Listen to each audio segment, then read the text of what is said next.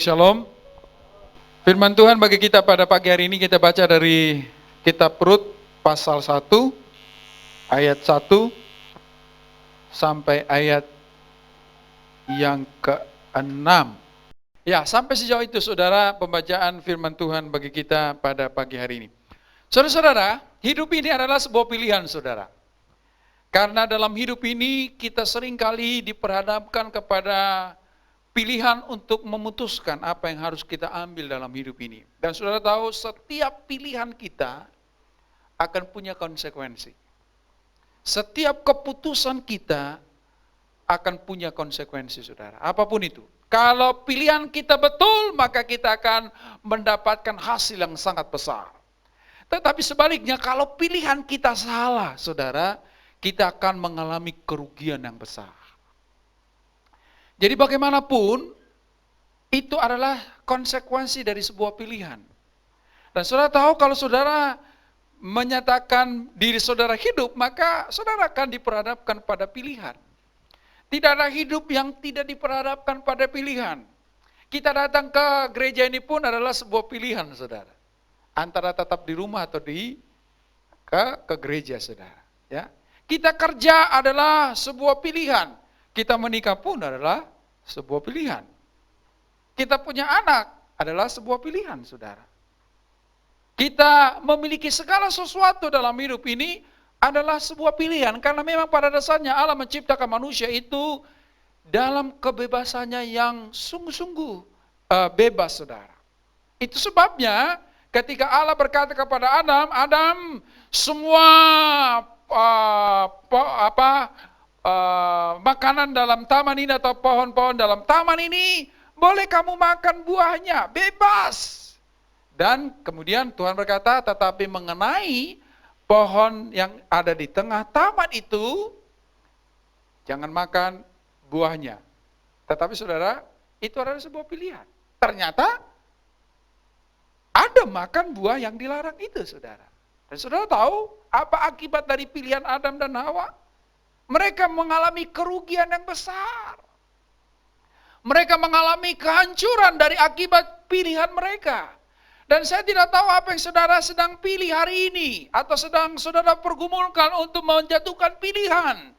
Tetapi bagaimanapun saudara, cepat atau lambat kita akan mengambil pilihan. Dan kita akan mengambil keputusan. Tetapi ingatlah saudara, jangan sekadar ambil pilihan dan jangan akan sekadar jatuhkan keputusan. Karena apa? Karena ada konsekuensi dari setiap pilihan kita saudara. Ada konsekuensi. Dan kalau pilihannya benar, kita akan mendapatkan hasil dan berkat yang sangat luar biasa saudara. Tetapi sebaliknya, kalau pilihan kita salah, maka kita akan mendapatkan kerugian yang sangat besar. Seseorang yang saya kasih dalam Tuhan Yesus Kristus, kita baca tadi kisah tentang satu keluarga. Makanya kalau saudara baca nanti di pasal-pasal selanjutnya, Rut berkata, aku pergi dengan tangan penuh, tetapi aku pulang dengan tangan hampa. Itu karena sebuah pilihan saudara. Aku pergi dengan begitu banyak berkat, tetapi aku pulang dengan kerugian yang sangat besar. Jadi hati-hati dengan pilihan Anda. Jangan asal pilih saudara. Makanya ketika saudara mungkin mencari pekerjaan, cari jodoh, cari teman hidup pendamping, cari kekayaan, cari kesembuhan, cari apa saja saudara yang saudara akan cari, yang akhirnya saudara akan menjatuhkan pilihan. Jangan hanya sekedar mendapatkan hasilnya saudara, tetapi pergumulkan tentang pilihan Anda. Karena apa? Karena konsekuensinya besar saudara. Dan tidak mungkin kembali ke belakang. Gak mungkin nanti Naomi kembali lagi sebelum dia menjatuhkan pilihannya. Tidak, makanya harusnya sebelum kita jatuhkan pilihan, jatuhkan putusan, mari kita perhitungkan secara masak-masak saudara. Tetapi persoalannya sekarang, perhitungan yang bagaimana yang kita pakai sebelum kita jatuhkan pilihan.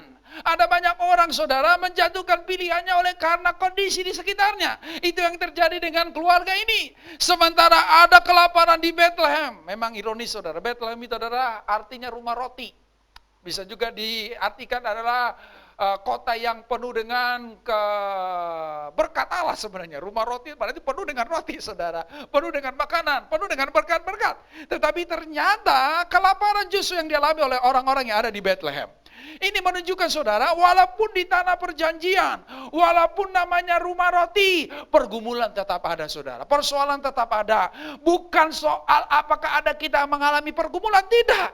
Tetapi keputusan kita, pilihan kita yang menjadi ukuran dari kehidupan kita akan kita dapatkan nantinya, saudara. Walaupun memang di sini ada keluarga di Bethlehem, di rumah roti, tetapi masalah datang, masalah dan persoalan menghampiri mereka. Tetapi, saudara, kenapa akhirnya mereka pergi dari Bethlehem? Kalau saudara perhatikan ayat yang pertama, ini yang seringkali mungkin yang menjadi dasar dari pilihan kita, saudara, sehingga kita mengalami kerugian yang sangat besar. Hati-hati dengan pilihan, saudara. Pada zaman para hakim memerintah, ada kelaparan di Israel. Lalu pergilah seorang dari Bethlehem Yehuda beserta istrinya dan kedua anaknya laki-laki ke daerah Moab untuk menetap sebagai orang asing. Untuk menetap di sana sebagai orang asing. Coba perhatikan, saudara, ada kelaparan di tanah perjanjian. Lalu ada orang pergi tinggalkan tanah perjanjian.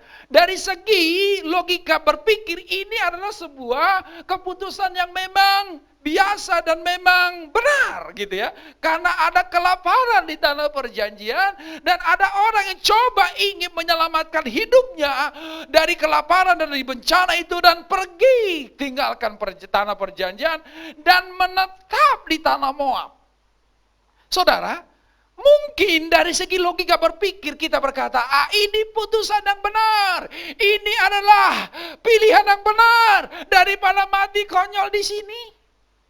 Daripada babak belur di sini, daripada saya tidak dapat apa-apa di sini, baiklah saya memilih untuk pergi, baiklah saya memilih untuk menyingkir. Padahal tanah yang dijanjikan oleh Allah kepada bangsa Israel adalah tanah Kanaan.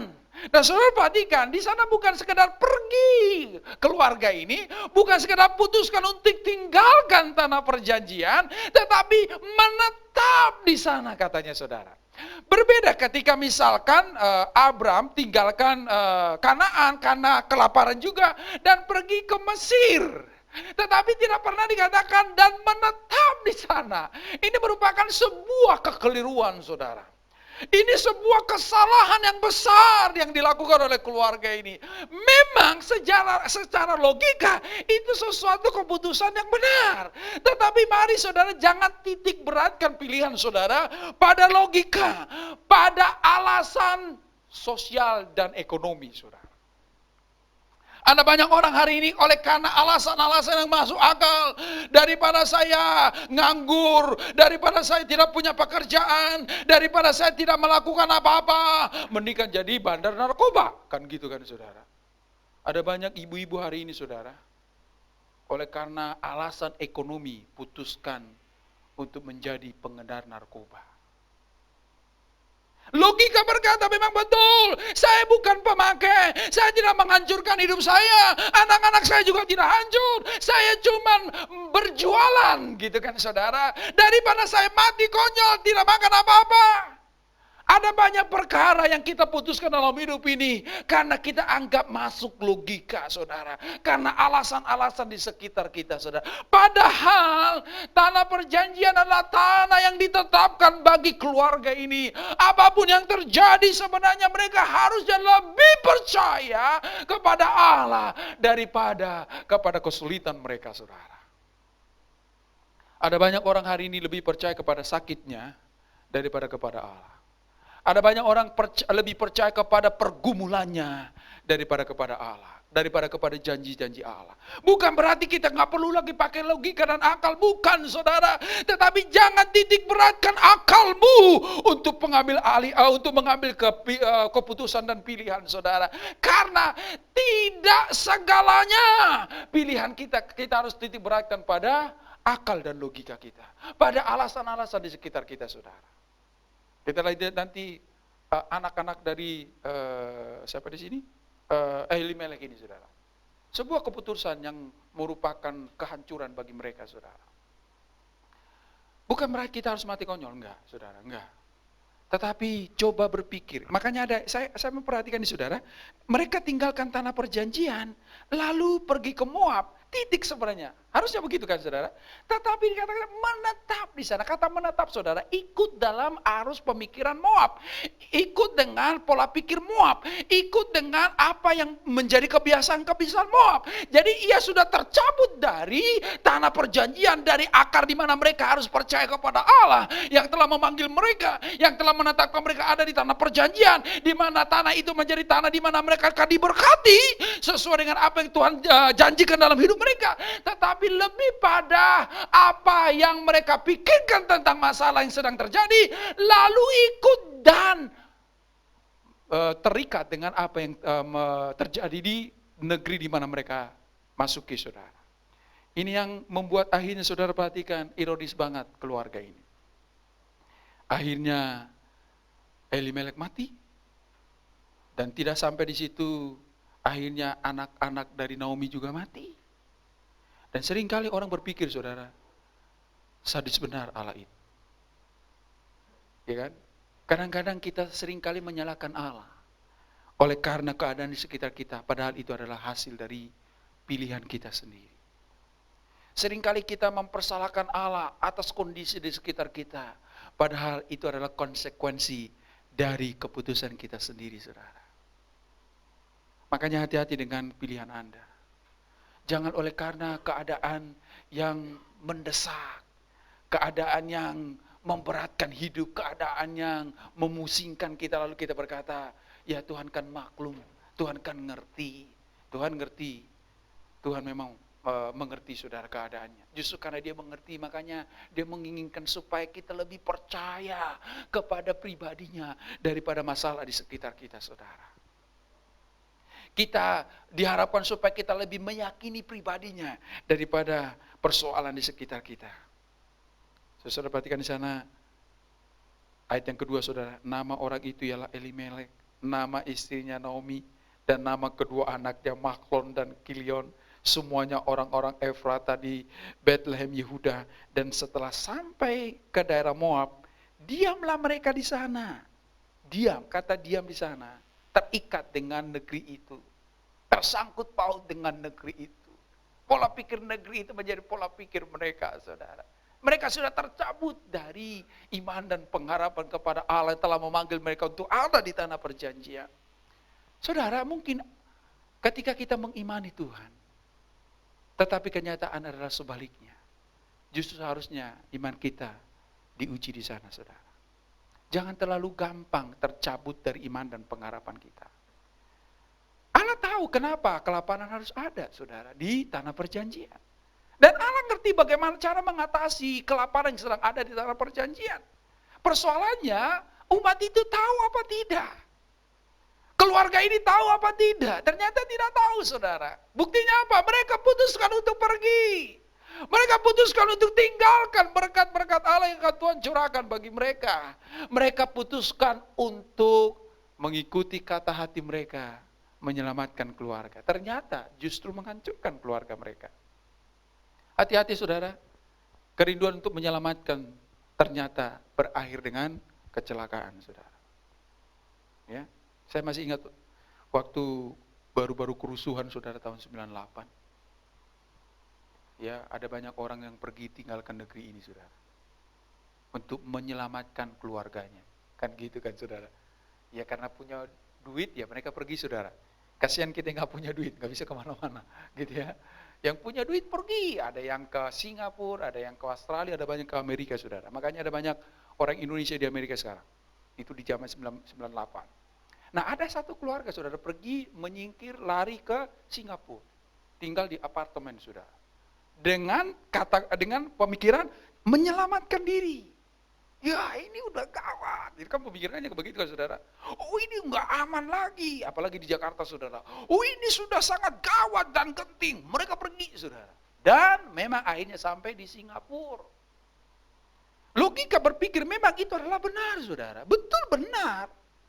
Tetapi logika tidak selamanya, pilihan tidak selamanya harus diputuskan lewat logika, saudara.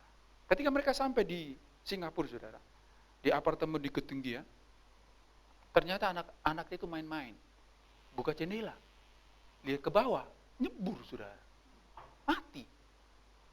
Ternyata menghancurkan kan, saudara, mencelakakan. Yang dianggap dari Jakarta adalah menyelamatkan dan pergi ke Singapura. Di Singapura mati. Belum tentu, saudara, ketika mereka tetap di Jakarta, anaknya mati. Jadi logika tidak selamanya harus mendasari pilihan kita, saudara.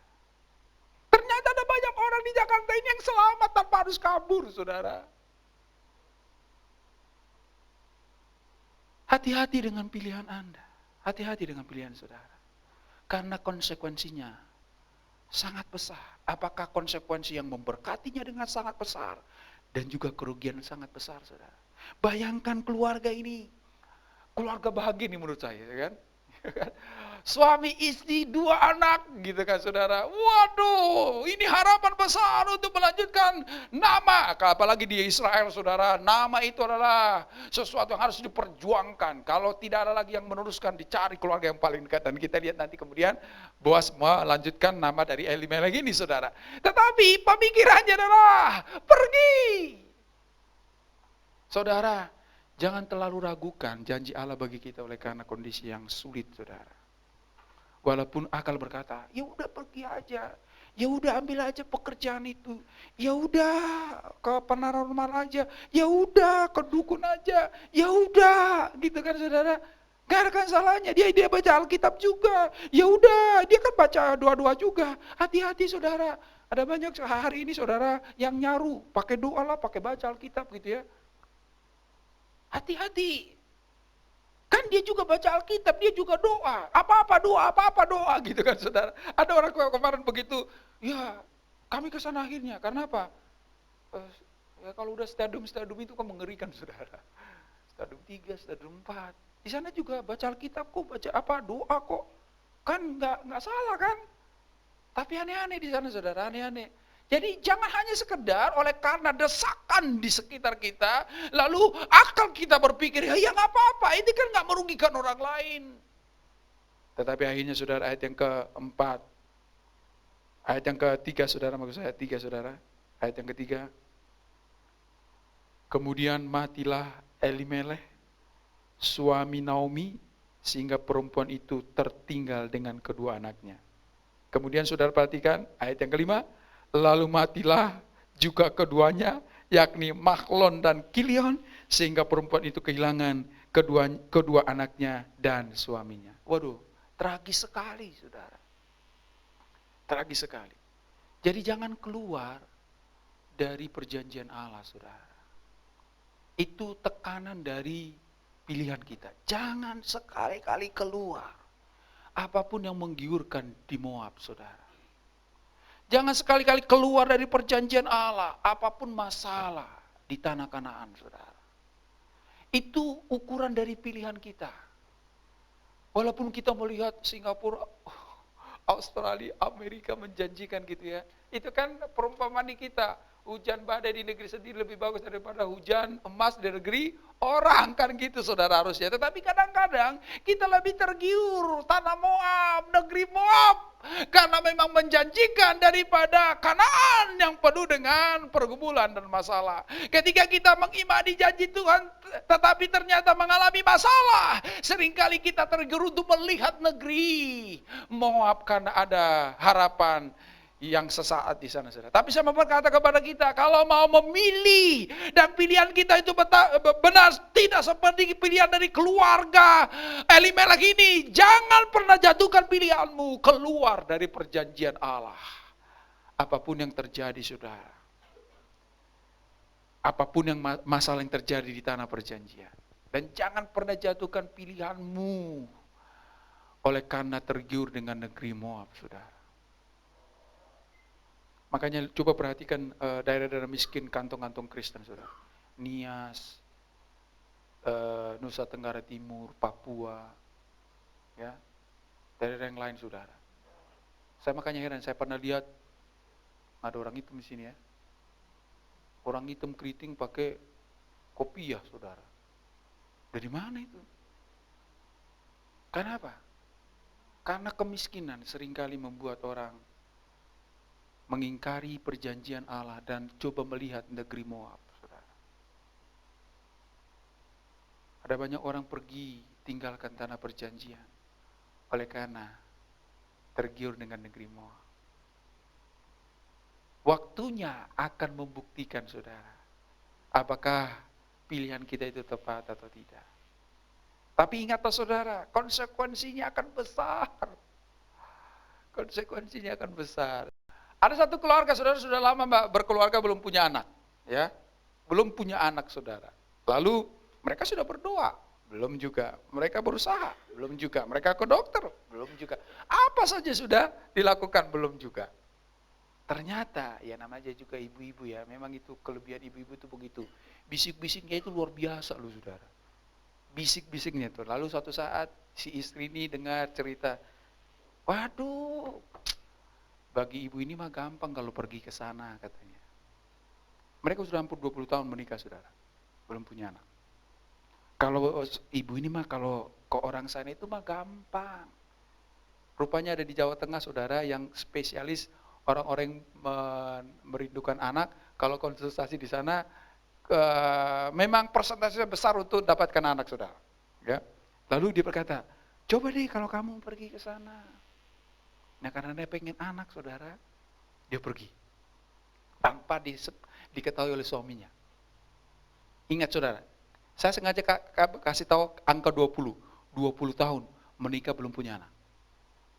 Lalu dia pergi ke sana, saudara, konsultasi pertama berkata, nanti datang lagi 2 minggu lagi, gitu ya. Lalu 2 minggu lagi datang lagi 2 minggu lagi. Nah, ketika pertemuan yang ketiga, saudara, dia hamil. Berarti 2 kali 3, 6 minggu. Ya kan? 6 minggu kan? 2 minggu berarti 6 minggu. 6 minggu dia hamil, saudara.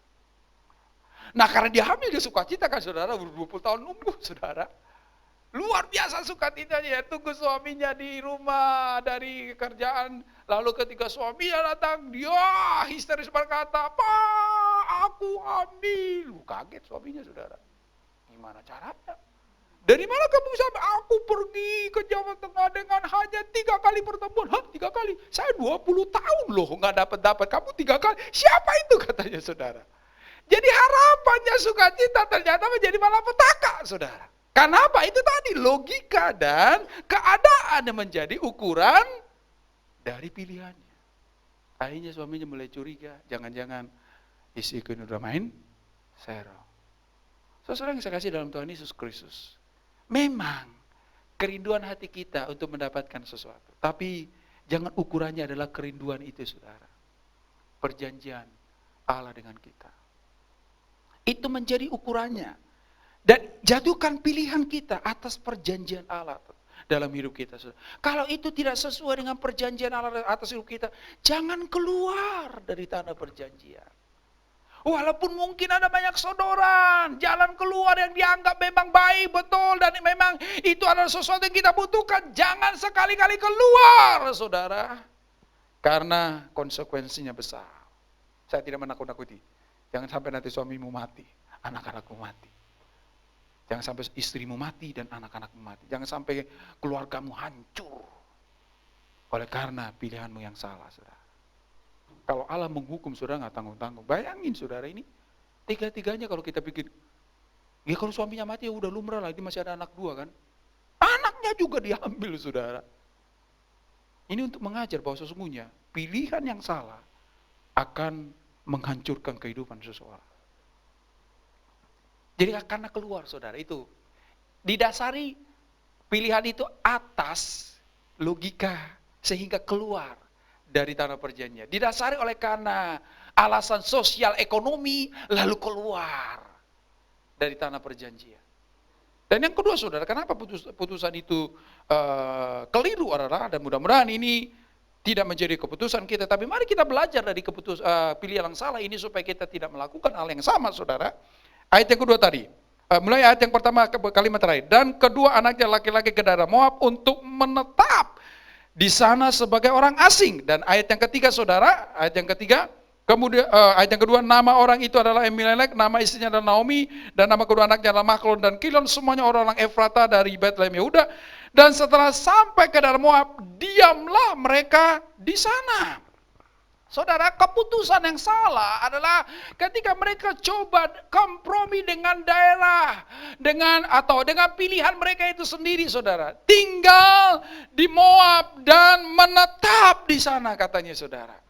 Padahal sebenarnya mereka itu tidak bisa mempersekutukan mereka dengan orang-orang yang ada di sekitar mereka. Ketika Allah sebelum sementara menuntun mereka ke tanah perjanjian, sudah diberikan hukumnya, sudah diberikan Tauratnya saudara. Jangan sekali-kali bersekutu dengan bangsa-bangsa yang akan kulenyapkan dari antara kamu. Artinya apa? Supaya mereka tidak dibawa kepada penyembahan berhala. Tetapi orang ini sementara sudah keluar dari tanah perjanjian, lebih lagi meningkat saudara, ia mempersekutukan dirinya dengan negeri Moab saudara.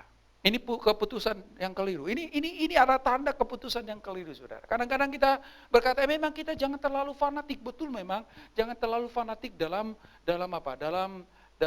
penerapan hidup sehari-hari saudara.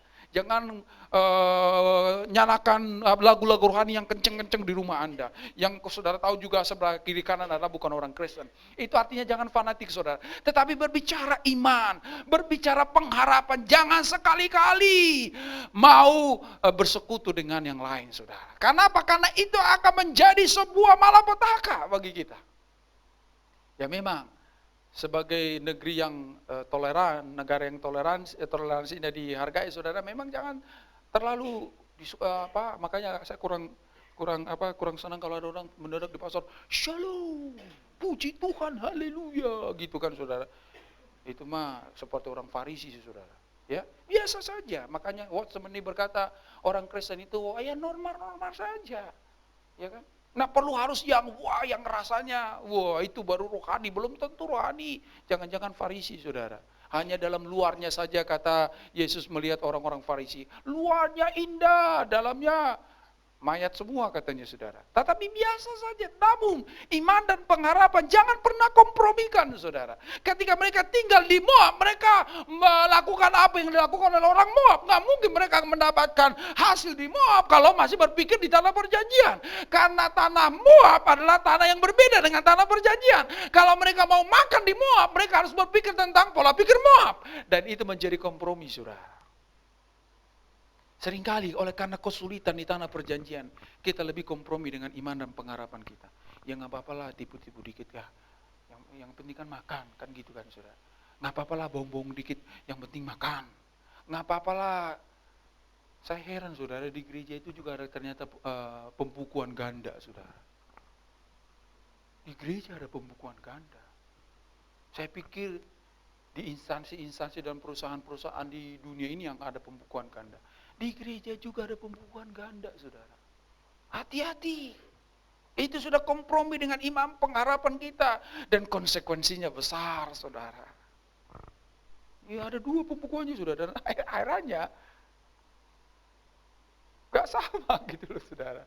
Ya memang itu tujuan dari pembukuan ganda itu kan. Biar gak sama.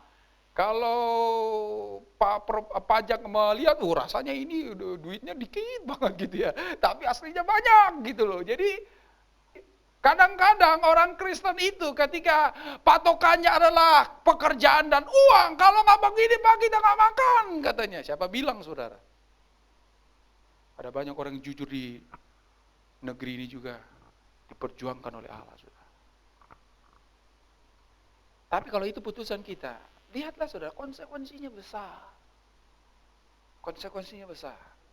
Kalau pilihan kita itu salah, di mana kita kompromi dengan dunia ini, dengan negeri Moab, saudara, kita akan mendapatkan akibat kerugian yang sangat besar. Mungkin hasilnya gede gitu ya. Memang di sini nggak dijelaskan apa yang didapat oleh keluarga ini setelah mereka masuk ke Moab. Mungkin juga kaya, karena apa? Karena negeri itu memang, kenapa keluarga ini akhirnya pergi ke Moab? Karena memang Moab itu subur pada waktu itu, saudara. Berbeda dengan Kanaan. Sehingga mereka tergiur dan masuk di sana sehingga mendapatkan bagian dari kemakmuran negeri itu. Tetapi mereka harus bayar dengan sangat mahal, saudara. Bukan ada banyak orang pergi ke Gunung Kawi hari ini, saudara, dengan membayar mahal. Gak anaknya cacat lah, saudara. Gak keluarganya berantakan. Lihatlah, saudara, ketika mereka main tipu sana tipu sini, kompromi iman dan pengharapannya kepada Kristus di tengah-tengah pekerjaannya. Mungkin hasilnya besar, tetapi dibayar dengan sangat mahal. Di mana keluarganya hancur, saudara. Allah tidak akan pernah main-main dengan pilihan kita yang salah, saudara. Jatuhkan pilihanmu, apapun itu, saudara, dengan tidak kompromi dengan dunia ini. Jangan seperti keluarga ini, tinggal di Moab, menetap di Moab. Apa menjadi pola pikir Moab menjadi pola pikir mereka. Apa yang menjadi kebiasaan Moab menjadi kebiasaan mereka. Dan seringkali itu yang terjadi di tengah-tengah dunia sekarang ini, saudara. Kita pergi kemana, kita seperti orang-orang yang ada di sana. Kita di kantor mana, kita seperti orang-orang di kantor itu, saudara. Kita di pasar mana, kita seperti. Makanya saya heran, saudara, orang-orang Indonesia ke Singapura katanya, saya belum pernah ke Singapura sih. Orang-orang Indonesia di Singapura katanya baik-baik, saudara, kalau berkendara di sana. Disiplinnya luar biasa. Tapi kenapa di Indonesia, saudara? Lempar sana lah, lempar sini lah. Udah tahu botol yang kayak gini, saudara. Saya tuh heran, saudara, gregetan saya. Botol begini keluar dari mobil, saudara. Kalau dari angkot itu masih mending loh, saudara. Dari angkot, ya dari mikrolet, masih mending. Ini dari mobil yang mewah, saudara. Tapi kalau di Singapura, di mana mereka, saudara, disiplin katanya, saudara. Jadi di mana ada ikut pola pikir itu? Kenapa yang baik enggak gitu kan, saudara? Saudara yang saya kasih dalam Tuhan Yesus Kristus, kalau pilihan kita dengan mengaburkan iman dan pengharapan kita, hati-hati, saudara. Saya pastikan kerugian yang sangat besar. Mungkin sekarang engkau belum mendapatkan, pada akhirnya. Dikatakan ini 10 tahun, saudara. Mungkin tahun pertama, kedua mereka, haleluya. Tuhan berkati di Moab, haleluya. Tahun ketiga, tahun keempat, bersuka cita. Tunggu tanggal mainnya, saudara. Allah tidak akan pernah mendiamkan kesalahan. Kenapa kembali misalkan Naomi dipulihkan? Nanti kita akan lihat, saudara. Tetapi sejauh kita menetap, kompromi, dan terlibat dengan dunia ini dan segala pola pikirnya, saudara, Allah akan kejar kita sampai tuntas, saudara. Makanya Paulus berkata kepada orang yang ada di Korintus, saudara, hati-hati hai jemaat, jangan sampai jatuh di tangan Allah yang maha kuasa, katanya. Artinya apa? Ngeri, saudara. Gak main-main. Makanya perlu kita harus sadari, jangan sekedar putuskan pilihan kita atas dasar kebutuhan, saudara. Atas dasar kebutuhan, gak apa-apa lah. Ya, nanti juga kita bisa, itu yang sering kali misalkan orang berpikir tentang pernikahan, saudara. Ya nanti kita injililah, kan gitu kan, saudara. Boro-boro mau diinjili, saudara, dia akhirnya menjadi pakai begini, saudara. Jadi pilihan, jangan, yang kedua, saudara, jangan jatuhkan dengan harus kompromi iman dan pengharapan kita kepada Tuhan. Apapun yang terjadi, saudara. Apa Tuhan nggak tahu bahwa Bethlehem lagi kelaparan? Tahu, saudara. Kenapa Tuhan izinkan? Apa untuk menghancurkan umat? Tidak, saudara. Kalau kita meyakini pribadi Allah yang kita percaya, Tuhan nggak ada makanan. Tuhan tahu nggak? Tahu, saudara. Tuhan hari ini belum makan. Tuhan tahu nggak? Tahu, saudara. Tapi kenapa terjadi? Berarti ada sesuatu, saudara. Jangan keluar, jangan kompromi dengan hanya karena ingin makan, lalu nipu orang gitu kan, saudara. Hanya karena ingin makan, itu kan, coba tanya orang-orang yang menjadi PSK sekarang, saudara. Itu alasannya, alasan ekonomi. Makanya jual diri, saudara. Kasihan benar Allah mereka itu, saudara, kalau begitu caranya. Gak kuasa lagi untuk memberi makan lalu harus menjual diri. Jangan pernah kompromi, saudara. Itu tergantung bagaimana keyakinan kita dengan Tuhan. Bagaimana pengharapan kita dengan Tuhan. Allah tahu apa yang kita pergumulan. Allah tahu Bethlehem lagi kelaparan.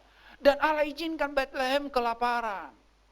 Ternyata ada banyak juga orang yang tinggal di Bethlehem, saudara. Gak semua orang Bethlehem pergi. Ada banyak yang tinggal termasuk Boas, saudara. Dan saudara tahu ketika negeri itu dipulihkan, Boas menjadi alat yang dipakai oleh Tuhan untuk menyelamatkan keluarga Ahimelek, saudara. Jadi sebenarnya tergantung gimana pengharapan kita. Memang gak gampang, makanya saudara belajarlah untuk percaya, bertumbuhlah untuk percaya. Karena memang itu gak jatuh dari langit, saudara. Saudara, bagaimana supaya iman kita bertumbuh? Bagaimana supaya kita kuat? Sebenarnya Allah tidak mungkin memberikan blak 100 kilo, lalu kita mendidik kita. Enggak, saudara. Allah itu Allah yang baik, saudara. Tetapi Allah yang mendidik. Supaya suatu saat kita mampu memikul 100 kilo. Enggak langsung 100 kilo Tuhan kasih, saudara. Tuhan kasih setengah kilo. Oh, belum bisa. Ya udah setengah kilo lagi. Oh, mulai bisa. Tambah 3/4, oh belum bisa, 3/4 lagi. Oh udah bisa, tambah jadi 1 kilo. Sehingga berangsur-angsur kita kuat, saudara. Saya gak yakin kalau Allah mau melatih kita untuk memikul 100 kilo, langsung dikasih 75 kilo. Enggak, saudara. Makanya terbukalah dengan kesulitan yang ada. Lalu pikul itu beban seberat yang Tuhan izinkan. Pasti gak melebihi beban kita, saudara. Jadi jangan langsung mereka Tuhan gak makan, langsung mereka sama Tuhan. Enggak, pikul, bila perlu puasa, saudara. Berarti Tuhan sudah mengizinkan itu supaya kita gak makan. Artinya apa? Supaya kita belajar untuk menghargai apa yang ada. Jadi pikulannya mungkin akan ditambah semakin hari semakin berat. Itu untuk melatih kita. Jadi Allah tahu Bethlehem kelaparan bukan untuk menghancurkan orang-orang yang ada di Bethlehem. Dan biasanya kalau makanya saudara dikatakan kalimat pertama itu pada zaman para hakim, berarti kisah hidup Ahimelek ini adalah pada zaman hakim-hakim. Saudara tahu kalau hakim-hakim seringkali bangsa itu memberontak kepada Tuhan. Dan Allah seringkali untuk melatih mereka, kalau nggak peperangan, ya kelaparan, saudara. Untuk mengingatkan bangsa itu. Jadi sebenarnya demi kepentingan bangsa itu kalau mereka sadar oleh karena kelaparan lalu berseru kepada Tuhan. Bukankah Allah itu adalah Tuhan yang murah hati, berbelas kasihan dan seringkali gampang jatuh hati, saudara. Jadi mungkin dalam rangka oleh karena mereka berontak kepada Tuhan lalu Tuhan izinkan kelaparan terjadi. Jangan kompromi, saudara. Jangan kompromi. Kalau enggak, kerugiannya sangat besar. Yang ketiga, saudara, kenapa keputusan keluarganya adalah keputusan yang keliru? Ayat yang keempat. Keduanya setelah bapaknya mati, saudara, ya, tinggal Naomi sama Naomi sama siapa ini? Anaknya Kilion dan Mahlon. Nah, ayat 4. Keduanya mengambil perempuan Moab. Yang pertama bernama Orpa, yang kedua bernama Ruth, dan mereka diam di situ kira-kira 10 tahun lamanya. Saudara, harusnya ketika ada kejadian bapaknya mati, sadar gitu kan, saudara. Sadar itu kan teguran, saudara. Nah kita kadang-kadang enggak, orang Batak bilang enggak ngeh. Ya. Orang Jawa bilang enggak ngeh. Kita seringkali enggak ngeh, saudara, dalam hidup ini. Teguran Allah, centilan Allah, harus membawa kita kembali. Tapi, Naomi, Mahlon dan Kilion melihatnya beda, saudara. Bapakku mati, ya ini saat untuk meneruskan namanya. Lalu tindakannya beda, saudara. Ambil orang Moab. Padahal, saudara, mereka itu dilarang mengawinkan dengan bangsa-bangsa di sekitar mereka. Tetapi di sini, karena bapakku sudah tidak ada, padahal namanya harus diteruskan. Menghalalkan segala cara, saudara. Yang walaupun mereka tahu nggak boleh, saudara. Kita seringkali kan Terang dan gelap nggak bisa bersatu. Tapi kita cari-cari alasan saudara. Wah kan bisa juga kan lewat pernikahan itu nanti untuk menginjili, menyelamatkan dia. Kalau mau menginjil benar-benar, injililah orang tanpa berpikir untuk mengawininya saudara. Lalu nanti setelah dia sudah percaya Yesus, kawini dia boleh saudara. Tapi kalau dari awal sudah ingin kawin, jangan harap dia akan kita injili saudara. Apalagi udah punya anak, punya cucu, kapan lagi mau injili saudara, udah punya cucu. Seringkali kita cari-cari alasan saudara. Bapakku sudah nggak ada, padahal namanya harus diteruskan. Di sini semua hanya orang Moab. Gimana orang Moab? Didului Moab semua, dia orang Moab semua. Ya kan kalau saudara ke Papua, ya orang Papua semua yang ada di sana. Saya mau menikah dengan orang Jawa, tapi di Papua, ya repot saudara. Ya balik ke Jawa, baru dapat orang Jawa. Tapi kalau melamun di Papua sana, ingin orang Jawa, ya hanya orang Jawa yang kesasar yang ketemu di sana saudara. Tapi seringkali kita kompromi saudara. Ini kan realita. Tidak ada orang Jawa di sini. Padahal saya harus menikah. Ya kalau itu kembali dong. Kalau kita kompromi dengan dunia ini saudara, dunia ini akan menjerat kita. Percayalah. Makanya Yesus mengingatkan kita saudara, jangan mencintai dunia ini. Barang siapa mencintai dunia ini, dia tidak berkenan kepada Allah, kata Yesus. Apapun alasannya saudara, wah kan bagaimanapun kan ini juga kesempatan untuk memberitakan kabar baik. Ya beritakan kabar baik dulu, baru menikah kalau mau saudara. Nah, ada teman saya ini saudara. Saya udah ingatkan dia. Dia memang ketemu dengan seseorang, ya Islam saudara. Ketemu. Saya berkata, ini gimana nih? Penginjilan atau pacaran? Oh, penginjilan Pak. Tapi kok beda, saya bilang. Kok beda? Bedanya apa? Ya kok monyok-monyok sana, kalau penginjilan bukan monyok, saya bilang. Ternyata saudara, dia pacaran. Bukan penginjilan. Lalu saya ingatkan, jangan dah, saya bilang. Oh, ntar saya injili Pak. Betul saya injili. Kalau udah dimulai salah, saya bilang, pasti hasilnya akan salah. Kalau kamu sudah memulai di pikiranmu mulainya pacaran, keinginan untuk menginjili, akhirnya memang mereka menikah saudara. Tetapi memang karena saya sudah, akhirnya menikah di gereja, lalu menjadi Kristen orang itu. Sekarang dia tua saudara. Dia sudah mulai nggak pernah ke gereja lagi, nggak pernah berdoa lagi. Lalu mengeluh, Pak, tolong doakan saya. Soalnya jadi bahan pertikaian kalau saya undang dia ke gereja katanya. Ya rasain sekarang saya bilang. Itu akibatnya sekarang karena putusanmu kemarin. Ada banyak orang hari ini karena maunya saja mau sementara ke gereja. Saudara. Sekarang gak pernah ke gereja lagi. Gak pernah baca Alkitab lagi. Gak pernah berdoa lagi. Sementara dia berdoa diajak, untuk apa aja dulu udah sana katanya saudara. Itu tuayan sekarang. Tuayan sekarang saudara. Terang dan gelap gak bisa bersatu, itu jelas. Tidak ada alternatif saudara. Tidak ada alternatif. Mungkin kita berkata, oh lihat nih Ruth akhirnya dipakai oleh Tuhan. Itu kan kedaulatan Allah saudara. Apakah untuk semua bisa seperti ini? Enggak. Tidak ada lagi kisah seperti ini selain daripada Ruth, saudara. Itu mencontohkan sebenarnya bahwa sesungguhnya jangan main-main. Ya, kita berkata, jangan-jangan nanti dia itu seperti Ruth loh. Ya walaupun iya, kita nggak tahu saudara kan. Dan ini kasus saudara. Makanya dituang dalam jadi firman Tuhan dalam Alkitab ini. Tetapi tidak akan mungkin semua perkara seperti Ruth akan menjadi dipakai. Enggak, saudara. Banyak kejadian hari ini, saudara. Nggak tahu anaknya kemana, belang-belang akhirnya. Natal-Natal gitu ya. Lebaran-lebaran. Hari Jumat ke masjid. Hari Minggu ke gereja. Nggak jelas, saudara. Itulah hasil dari pilihan.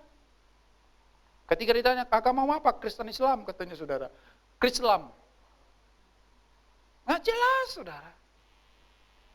Hati-hati. Mungkin hari-hari pertama, tahun-tahun pertama indah. Indah, saudara. Dari 10 tahun, 5 tahun pertama, indah mungkin saudara. Tapi lihatlah apa yang terjadi ayat yang ke-5. Lalu matilah juga keduanya, yakni Mahlon dan Kilion, sehingga perempuan itu kehilangan kedua anaknya dan suaminya. Betapa hancurnya hati Naomi, saudara. Dan itulah harga yang harus dia bayar. Bagaimana hati seorang ibu melihat suami dan anak-anaknya mati dan tidak ada lagi yang lain. Kalau istri dan anak mati masih mending saudara di di orang Yahudi. Cari perempuan lagi, bisa saudara. Tapi kalau suami mati, anak mati, habis udah saudara. Habis apalagi di tanah Moab. Habis, hancur itu saudara.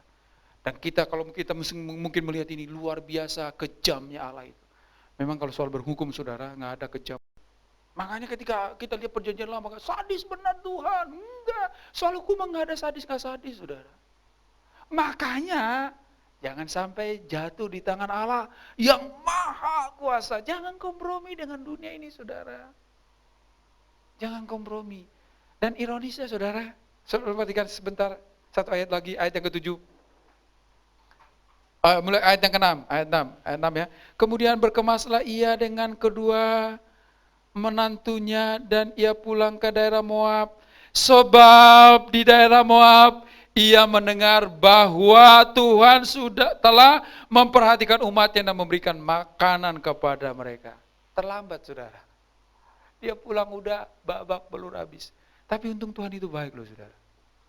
Diberikan hati kepada Rut untuk tetap mengikuti Naomi. Coba kalau Tuhan tidak menggerakkan hati Rut. Habis sudah Naominya saudara. Habis, benar-benar habis saudara. Itulah akibat dari pilihan yang salah saudara. Habis, udah habis baru pulang saudara. Aduh sedih banget itu saudara. Mau diberkati juga gimana? Ya. Kalau mau pilihan kita benar, jangan pernah kompromi. Sekalipun mungkin saudara, udah di ujung tanduk. Sebenarnya di ujung tanduk itu justru keadaan yang lebih baik. Keadaan yang baik sebenarnya. Di ujung tanduk itu jangan berpikir, ya udah hancurkan. Jangan saudara, itu memang dunia ini. Tapi bagi orang percaya, di ujung tanduk itu justru ke tempat yang sangat baik saudara. Kenapa? Ya udah, Tuhan satu-satunya, nggak ada yang lain saudara. Itu yang terjadi ketika bangsa Israel keluar kan. Di belakang pasukan Mesir, di depan laut, di samping kiri gunung-gunung yang bisa diseberangi, di sini tuh padang pasir. Kalaupun lari ke sana udah kekejar, udah ujung tanduk. Tapi apa yang dikatakan oleh Musa? Oh jangan takut, lihatlah Allah yang akan berperkara atas kamu. Berarti kalau misalkan masih ada jalan keluar, ya mungkin kita nggak berpikir Allah saudara. Tapi ketika tidak ada lagi yang lain, sudah di ujung tanduk, ya sudah tinggal Allah saudara. Tapi kalau di ujung tanduk juga tidak berserah kepada Tuhan, ya udah hancur benar saudara. Jadi jangan kompromi. Kalaupun kita harus menderita, siapa takut gitu loh saudara. Siapa takut? Allah, Yesus juga udah menderita kok, ada contohnya. Tetapi karena kita takut menderita, ya udah kompromi. Tapi saudara, justru kerugian besar. Kerugian besar saudara. Dan saya baca kita tidak mau seperti itu. Amin. Mau nggak seperti ini di keluarga ini? Enggak kan saudara? Kalau nggak mau seperti itu, maka jangan jatuhkan pilihanmu oleh karena desakan ekonomi dan sosial, desakan oleh karena pemikiran dan akal yang memang menurut logika bisa. Maklum. Yang kedua, jangan jatuhkan pilihan kita itu oleh karena mau berdiam di negeri Moab, mau memiliki pola pikir Moab, mau terikat dengan dunia ini saudara, mencintai dunia ini. Dan jangan jatuhkan pilihan kita dengan kompromi, tetap falsafah dunia ini saudara. Sehingga apapun yang terjadi, kemudian Allah pulihkan Bethlehem saudara. Itu yang ayat yang ke-6, kita baca sekali lagi ayat yang ke-6. Ayat yang ke-6, kalimat terakhir saudara, kalimat terakhir. Sebab dari kata sebab. 1, 2, 3. Sebab di daerah Moab ia mendengar bahwa Tuhan telah memperhatikan umatnya dan memberikan makanan kepada mereka. Allah pasti memperhatikan umatnya. Imani itu, saudara. Allah peduli atas umat. Apapun yang terjadi dalam hidup kita hari ini, Allah pedulikan kita. Allah memperhatikan kita. Jadi jangan salah pilih, saudara. Pilihlah Allah, pilihlah janjinya, pilihlah pengharapan dalam Dia. Maka kita akan mendapatkan upah yang besar. Amin. Mari kita berdoa. Mari sembah Dia, karena Dia Allah yang layak dipuji. Dia Tuhan yang layak dipercayai. Sebab Ia Allah yang setia. Allah yang setia. Mari pegang janjinya. Jangan ragukan sedikit pun. Sekalipun mungkin tanah perjanjian sedang dilanda kelaparan. Jangan keluar dari tanah perjanjian. Tetap tinggal di tanah perjanjian. Karena Allah mengingat umatnya, memeliharakan umatnya. Hanya Engkau. Hanya Engkau, Juru selamatku. Tuhan, Kau setia padaku. Yang ku pegang hanya janji-Mu. Tuhan, payakan hidupku. Katakan sekali lagi, hanya Engkau Juru selamatku. Hanya Engkau Juru selamatku. Tuhan, Kau setia padaku. Yang ku pegang hanya janji-Mu. Yang ku pegang hanya janji-Mu. Ku percayakan hidupku. Ku sembah Kau Allahku. Ku sembah Kau Allahku, Bapa dan sahabatku. Kau yang pedulikan seluruh hidupku. Walau lewati lembah, aku tak ditinggalkan. Yesus kekuatan di hidupku. Ku sembah Kau Allahku.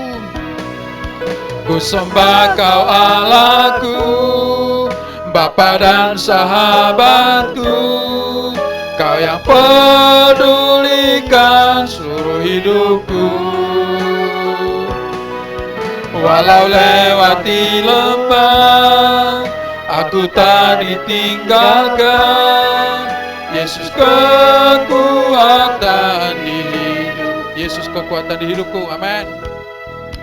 Yesus kekuatan di. Katakan sekali lagi, Yesus kekuatan di hidupku.